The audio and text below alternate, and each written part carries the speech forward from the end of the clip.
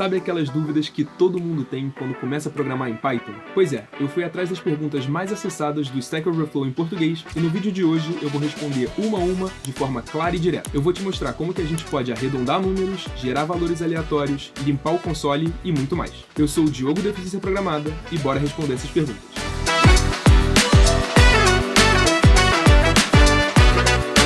Antes de começar, eu só quero fazer um pedido rápido. Se em algum momento desse vídeo você aprender uma coisa nova, eu quero que você deixe o like e se inscreva no canal, que isso ajuda bastante a gente. Combinado? Então vamos começar. Bom, e o que eu trouxe aqui pra gente no vídeo de hoje? Eu entrei aqui no Stack Overflow em português e eu pesquisei pelas perguntas que tem a tag Python, beleza? Então todas as perguntas que estão falando aqui sobre o assunto Python. E aí eu ordenei elas pelas perguntas que têm maior atividade. Então essas perguntas que vão ter o maior número de votos e o maior número de visitas, beleza? Então eu tô interessado aqui nas perguntas que são mais frequentes, aquelas dúvidas que são mais comuns entre os programadores aqui de Python do Brasil, beleza? E eu separei aqui 7 perguntas para a gente responder no vídeo de hoje. Então vamos começar aqui com essa primeira, como que a gente pode limitar números decimais em Python. E aí para isso eu já preparei aqui um arquivozinho para a gente começar, deixa eu limpar ele aqui e vamos começar do zero. Então beleza, para a gente limitar ou arredondar números decimais em Python, eu quero mostrar para vocês duas formas que a gente tem de fazer isso. A primeira é usando a função round, que é uma função já padrão, já vem instalada aqui junto com o Python, você não precisa instalar nada extra, e ela funciona com 2 argumentos, beleza? A gente precisa passar 2 informações para essa função round funcionar.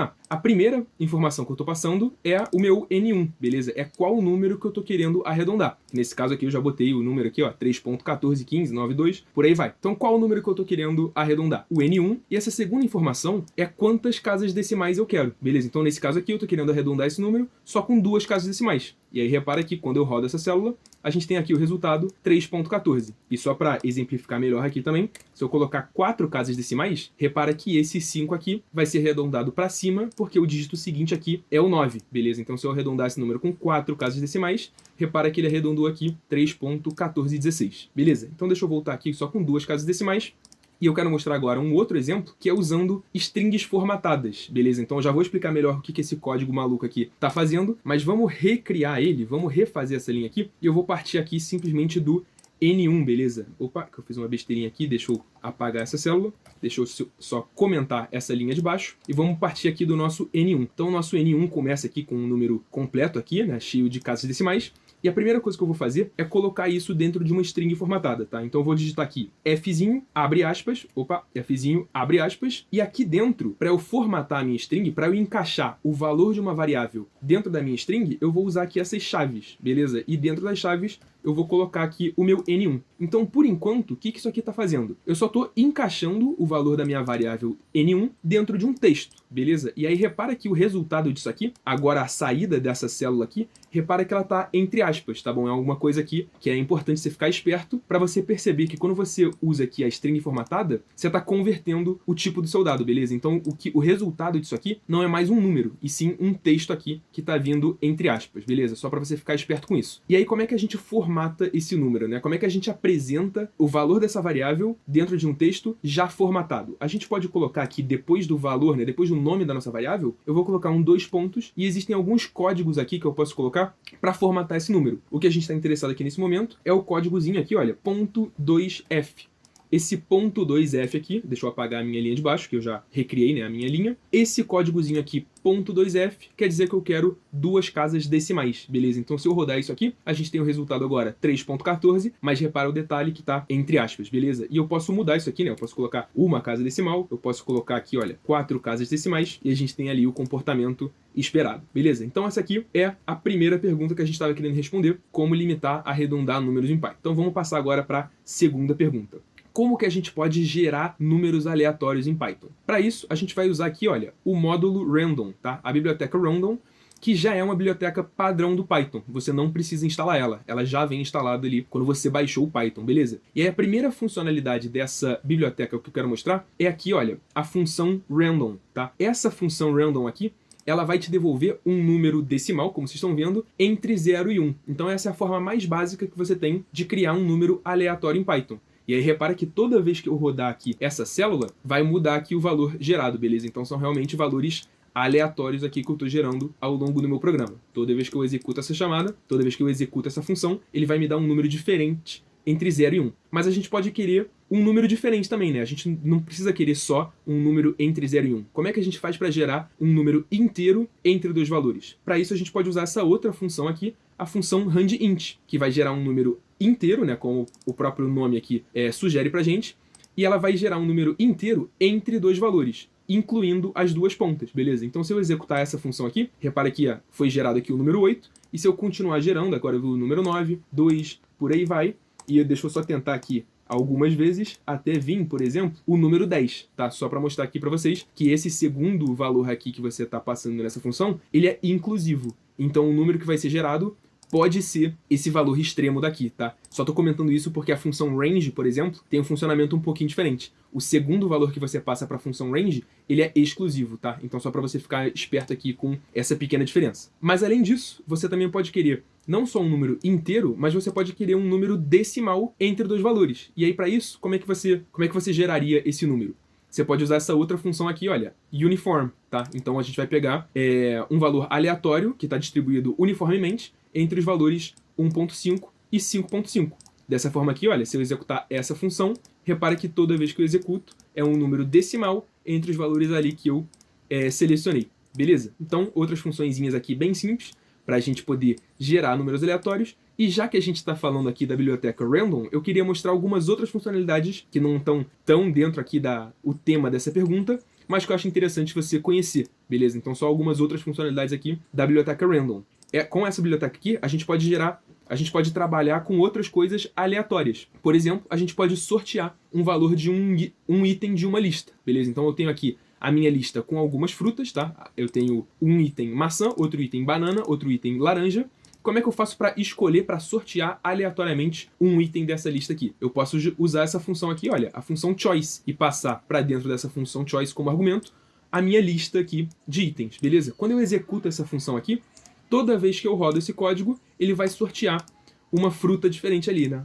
Vai sortear um item diferente da minha lista. Às vezes, né, ele está repetindo a mesma fruta duas vezes, porque às vezes o mesmo número foi sorteado duas vezes seguidas. Isso, beleza, acontece, né? A probabilidade. Então, beleza, dessa forma aqui a gente consegue sortear valores de uma lista. Outra coisa que a gente pode fazer aqui, última funcionalidade que eu quero mostrar para vocês da biblioteca Random, é como que a gente pode embaralhar uma lista. Então eu criei aqui uma listazinha com algumas cartas, tá? Ás, rei, dama, valete. E depois que eu executo, e repara como essa função aqui funciona, né? Primeiro eu criei a minha lista inteira, depois eu executei essa função aqui, depois de ter criado a minha lista, e essa função ela acontece, ela já altera a própria variável que você criou, beleza? Então eu criei aqui na primeira linha desse trechinho, eu criei a lista nessa ordem aqui.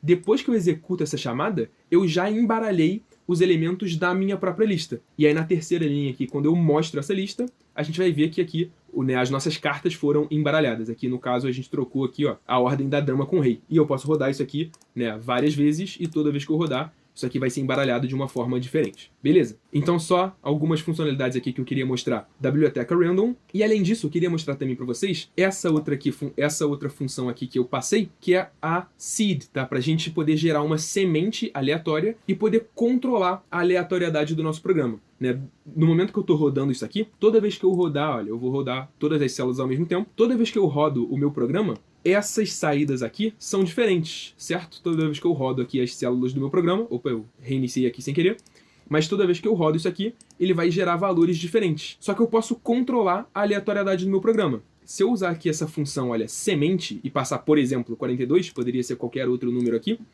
eu estou controlando a aleatoriedade do meu programa. E aí toda vez que eu rodar, né, toda vez que eu executo essa função seed aqui, e na sequência executo essas funções aleatórias, eu já estou controlando a aleatoriedade. Repara que isso aqui é uma maneira que a gente tem de poder reproduzir os resultados. Então, se você aí na sua casa está querendo acompanhar esse programa aqui e está querendo chegar nos mesmos resultados, você pode importar a biblioteca Random, usar essa mesma semente que eu estou usando 42 aqui, E aí o resultado dessas funções aleatórias vai ser igual para mim e para você, beleza? Então assim a gente pode controlar um pouco da aleatoriedade do nosso programa, beleza? Então vamos agora passar aqui para a terceira pergunta que a gente está querendo responder. Então para essa pergunta, como que a gente pode limpar o console? Na verdade eu vou mudar aqui de ambiente, tá? Eu vou responder essa pergunta dentro de um arquivo .py, ao invés de um .ipynb, que vai ser mais fácil aqui da gente entender o funcionamento dessa função que a gente está querendo usar. Então, repara que nesse primeiro momento eu tenho aqui comentado algumas linhas aqui no meio do meu programa, e deixa eu só mostrar aqui para vocês o que está acontecendo, né? Como que esse programa funciona. Deixa eu resetar isso aqui e deixa eu mostrar de novo. Então esse programa, ele vai simplesmente mandar algumas mensagens aqui no meu terminal. Então ele vai dizer, limpando o console em 3, 2, 1. Nesse caso, a gente não limpou um console, né? Porque eu tô com essas linhas aqui comentadas. E no final aqui eu digo, encerrando o programa em 3, 2, 1, e o programa acaba. E aí, como é que a gente vai limpar, né? Como é que a gente pode limpar o nosso terminal no meio do nosso programa? Então imagina que a gente já printou algumas mensagens, né? A gente já enviou algumas mensagens para o usuário, e aí tem um monte de sujeira ali, né? O nosso terminal ficou poluído, e no meio do nosso programa a gente quer limpar isso. A gente pode fazer isso dessa forma aqui. Eu estou usando aqui a biblioteca, né? O módulo OS, que é de sistema operacional, e com essa biblioteca do sistema operacional, eu posso usar essa função system e mandar o comando cls. E aí, só para explicar aqui o que está acontecendo, essa função aqui system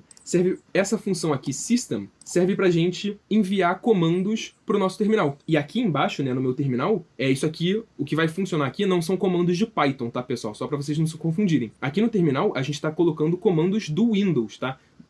São comandos do seu sistema operacional. Então, no meu Windows aqui, né, no caso eu estou usando o sistema operacional do Windows, então no meu caso, se eu quero limpar essa tela aqui, o comando que eu tenho que digitar é cls. E aí no momento que eu dou Enter, isso aqui limpa o meu terminal. Então é assim que a gente está fazendo, tá vendo? Eu estou passando esse comando cls e eu vou executar isso no terminal aqui do meu sistema. Beleza? E aí tem um detalhezinho aqui, que como eu comentei, eu estou usando o sistema operacional do Windows, mas pode ser que você esteja usando aqui o Linux ou o Mac. Então deixa eu só comentar essa linha aqui de cima e descomentar essa linha aqui de baixo, e aqui embaixo a gente tem uma maneira mais genérica de executar esse comando, beleza? Por que eu estou dizendo que é uma maneira mais genérica? Porque no momento aqui eu estou no Windows, como eu falei, e aí o nome dessa variável aqui, se eu colocar OS name, quando você está no Windows, o resultado disso aqui é NT. Então, se você está usando o sistema operacional do Windows, o comando que você tem que usar é o CLS. Mas se você está no Mac ou no Linux, na verdade o comando que você vai digitar aqui na sua linha de comandos não é CLS, e sim é o comando clear. Então é isso aqui que está acontecendo, beleza? E aliás, essa aqui é a próxima pergunta que a gente quer responder. Se essa linha daqui não ficou tão clara para você, né, tá meio confuso, CLS, e aí tem uma condição aqui no meio, se não, clear. Então o que está acontecendo aqui? É a próxima pergunta que a gente vai responder. A gente vai responder como é que a gente pode usar aqui, ó, operações ternárias no Python, beleza? Que é justamente esse tipo aqui de comando que eu estou usando nesse exemplo. Quando é que a gente vai usar a operação ternária dentro do Python? Quando a gente quer reescrever esse tipo de código daqui, beleza? Então se você tem aqui, ó, um bloco de if-else, simplesmente para atribuir o valor de uma variável dependendo de uma condição, repara que dessa forma aqui, a maneira mais clássica que a gente tem para fazer isso, eu estou fazendo isso aqui, eu estou executando esse bloco aqui do meio em 4 linhas. E a gente pode reescrever isso aqui de uma maneira mais simples, tá? De uma maneira mais concisa, que é essa outra maneira que está aqui embaixo. Beleza? Então como é que eu posso reescrever esse bloco aqui de cima em apenas uma linha, né? Reescrever, na verdade, esse bloco aqui de 4 linhas em apenas uma linha. Desse jeito aqui, beleza? Então eu vou atribuir a minha variável mensagem, eu vou dar o valor dela maior de idade, se a idade for maior que 18, se não, essa variável vai valer menor de idade. Então repara como que funciona aqui a estrutura do nosso operador ternário. Eu estou atribuindo uma variável, a primeira coisa que eu escrevo aqui, depois do símbolo de igual, é o valor que essa variável vai receber se a condição for verdadeira. O segundo trecho aqui que eu coloco depois do igual é qual condição que a gente está querendo testar. Nesse caso aqui, a gente está querendo testar se a idade é maior que 18. Maior ou igual a 18. E a última coisa que a gente vai escrever aqui, depois da palavra else, é o valor que essa variável vai receber se essa condição aqui que a gente testou for falsa. Beleza? Então aqui eu digitei que a idade é 20, e quando a gente testar isso aqui, idade é maior ou igual a 18? Verdadeiro. Então a mensagem vai ser maior de idade. É o que está acontecendo aqui, né? Quando eu executo esse código, a mensagem que está aparecendo aqui embaixo, maior de idade. Se eu mudar isso aqui para 15, por exemplo, o que vai acontecer? Eu disse que a idade é 15, eu vou testar a minha condição. A minha idade é maior ou igual a 18? Isso vai ser falso. então o valor que essa variável vai receber vai ser esse aqui depois do else, beleza? A última coisa que eu escrevo aqui no final dessa linha. Então, é basicamente isso o operador ternório. Então, até voltando aqui o que a gente tem, vamos tentar decifrar essa linha daqui. O que a gente vai passar para essa função system? Eu vou passar o comando cls se essa condição aqui for verdadeira. Se o nome do meu sistema operacional for NT. E aí só, voltando aqui para explicar, isso aqui vai ser o Windows, tá? Isso aqui é o nosso sistema operacional Windows. Se essa condição aqui for falsa, se eu não estou com o sistema operacional Windows, então o comando que eu vou passar aqui para a minha função system é o comando clear, beleza? Então é isso que está acontecendo aqui nessa linha. Então, voltando aqui para o nosso arquivo principal, vamos passar para a próxima pergunta e agora eu quero responder como que a gente pode verificar se o valor de uma variável, né, se o valor de uma string é um número. E aí, como é que a gente vai fazer isso? Num primeiro momento, deixa eu só apagar aqui esse ponto 4 e a gente vai começar com esse exemplo aqui mais simples. Digamos que a gente tem um texto, tá? Um texto 1, 2, 3. Beleza? Então, a gente sabe aqui, né, a gente já, com o nosso cérebro de humano, a gente já consegue reconhecer que isso aqui é um número. Mas como é que a gente faz para o Python entender isso? Para isso, a gente tem 3 formas, tá? A gente tem 3 funções que a gente pode usar, que são super parecidas, que vão testar se o texto que você tem é um número, tá? É um valor numérico. E aí, quais são essas 3 funções aqui? Eu quero mostrar aqui, ó, a isNumeric, isDigit e também a isDecimal. E aí, o que está acontecendo aqui? Deixa eu executar de novo, ó, essa linha daqui de cima, essa linha do meio, a primeira opção, segunda opção e a terceira opção. E repara que o resultado dessas 3 opções foi verdadeiro, tá? Então, com essa string aqui, 1, 2, 3, o Python tá me dizendo que essa string é numérica, é um dígito e é decimal. E qual que é a diferença de cada um desses métodos? Eu separei aqui para vocês uma tabelinha mostrando que quando que a gente vai ter diferença de uma função para outra, tá? De um método para outro. E na verdade, pessoal, na prática não tem tanta diferença, beleza? Repara que os exemplos mais comuns que a gente vai usar são, por exemplo, essa linha aqui de baixo ou essa linha aqui de cima. E repara que nessa linha de baixo ou na linha de cima, o resultado dessas 3 funções, desses 3 métodos, são iguais. Beleza? Então, na maioria das vezes, vamos olhar para pelo menos 3 casos aqui, né? Se o texto que a gente está colocando é puramente textual, né? ABC, então esse valor aqui não é nem numérico, não é nem um dígito e não é nem decimal. Isso aqui também, um detalhezinho que eu quero pontuar agora, repara que se a gente tem o texto 38.0, que a gente entende, na verdade, que é um número, na verdade o Python diz que isso aqui não é numérico, não é dígito e não é decimal. Beleza? Porque esse caracterzinho aqui do ponto vai fazer com que o Python pense que isso é um texto mesmo, né? Ele não reconhece isso aqui num primeiro momento, não vai reconhecer isso aqui como um número. E o outro exemplo aqui mais extremo, né? Se eu tenho, ó, o textozinho 038, beleza? Então uma string simplesmente com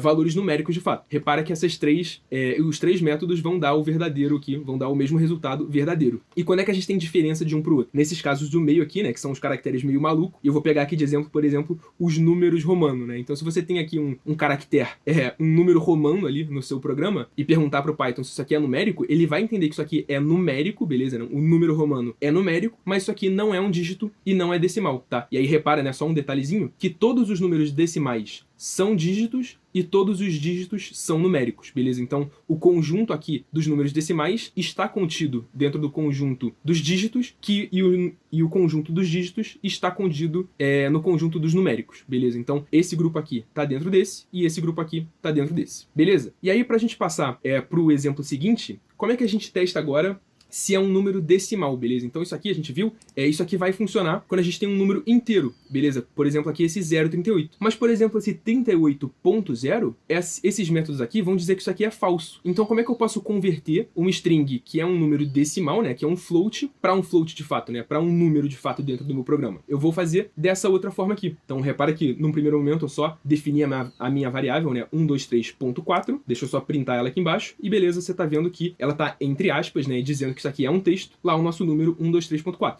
E eu vou fazer isso daqui. Eu vou tentar converter a minha variável, que é um texto, para um float. Eu vou simplesmente tentar converter isso aqui para um número. Se isso aqui der certo, repare que agora a saída aqui dessa célula não está mais entre aspas. Isso aqui é um número de fato dentro do nosso programa. E aí como é que a gente pode usar isso daqui para testar se aquele texto é ou não uma string? E aí, antes de eu continuar, deixa eu só modificar isso aqui. Ao invés de ponto 4, eu vou colocar ponto ABC. E agora isso aqui não é mais um número, né? Se eu tentar converter isso aqui para um número, o meu programa vai quebrar. Isso aqui vai dar um erro. Então como é que a gente usa aqui esse recurso para testar se o número é ou não um float, né? Se é ou não um número decimal? A gente pode colocar essa conversão aqui, float, abre parênteses, x, dentro dessa estrutura try except. Eu vou tentar converter o meu número. Se der certo, eu vou printar aqui embaixo. a string é um float. Se der um erro aqui nessa conversão, que nem está acontecendo aqui em cima, eu não vou printar a string é um float. Na verdade, eu vou vir para esse bloco aqui de baixo e eu vou printar que a string não é um float. Então, se eu executar isso aqui de baixo, repara que o meu programa não quebrou, tá? Então, não deu um erro no meu programa e apareceu aqui a mensagem, a string não é um float, beleza? Porque eu não consegui fazer essa conversão. Agora, se eu voltar aqui em cima e colocar 123.4, por exemplo, eu vou conseguir fazer essa conversão, né? Opa! Rodar essa célula aqui de cima de novo, né? Agora a gente tem a variável x está avaliando 123.4. Eu vou conseguir fazer essa conversão aqui sem nenhum problema e eu vou conseguir executar esse bloco aqui sem nenhum erro e dessa vez o que foi printado não é mais, a string não é um float. Como essa conversão aqui deu certo e não deu erro, a gente consegue printar a string é um float. Então você pode fazer o teste dessa forma daqui. Agora vamos passar para a pergunta seguinte, que é uma função equivalente ao trim. Tá bom? Então como é que a gente remove aqui, olha, espaços que estão no início e no final do nosso texto? Para isso, na verdade, a gente já tem um método pronto, beleza? Então a gente tem um método das strings, né? Se o valor aqui da sua variável já é um texto, se você já está lidando aqui com uma string, você pode simplesmente usar aqui, olha, texto.strip, tá? Deixa eu apagar de novo aqui a saída de cada célula para a gente não ter um spoiler. Mas repara que, originalmente, o meu texto tem 3 espaços no início e 3 espaços no final. Se eu printar, olha, só a minha variável texto, repara que dentro das aspas aqui a gente tem os espaços no início e tem os espaços no final. E aí como é que eu removo esses caras? Eu posso colocar aqui, olha, o método strip, que por padrão, né, se eu não informar nada aqui dentro desses parênteses, por padrão ele vai justamente remover os espaços no início e no final do nosso texto. Então, executando isso aqui, repara que o nosso string, né, o nosso texto já ficou mais limpinho. Mas tem um detalhe, esse strip aqui, ele não vai ajeitar os textos que estão no meio da nossa string, beleza? Ele só vai remover os espaços que estão no início e que estão no final. Mas se, por exemplo, você tem uma string que tem vários espaços no meio da sua frase, por exemplo, olá, vírgula, espaço, espaço, espaço, mundo, como é que a gente pode substituir esses 3 espaços daqui por um único espaço? Repare que desse jeito que eu estou aqui, se eu só printar o meu texto, eu tenho, olha, vários espaços no meio, vários espaços no início, vários espaços no meio e vários espaços no final. Como é que eu limpo isso daqui? Eu posso fazer desse jeito aqui. E, aliás, antes de eu já mostrar direto para vocês essa linha pronta, deixa eu começar fazendo isso aqui. Texto.split, e eu vou usar só isso aqui.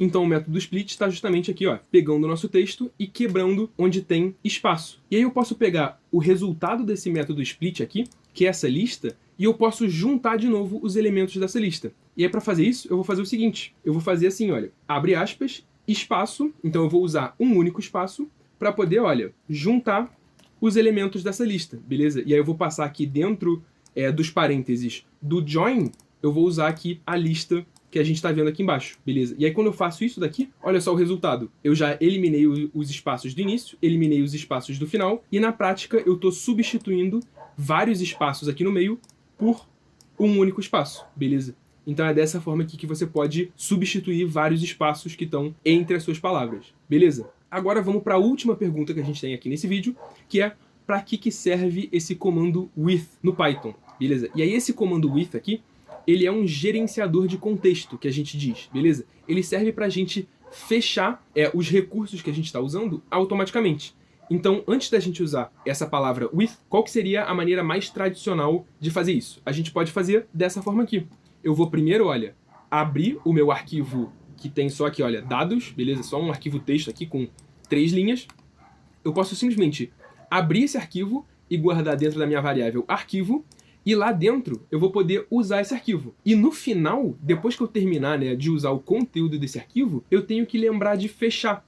Beleza? Então isso aqui seria a maneira mais comum de fazer isso. E por que a gente tem que lembrar de fechar isso aqui no final? Se der algum erro dentro desse bloco aqui, enquanto a gente está usando o arquivo, e o nosso programa quebrar, né, e der algum erro, a gente vai manter aquele recurso aberto. E isso é considerado uma prática ruim, beleza? É interessante, né?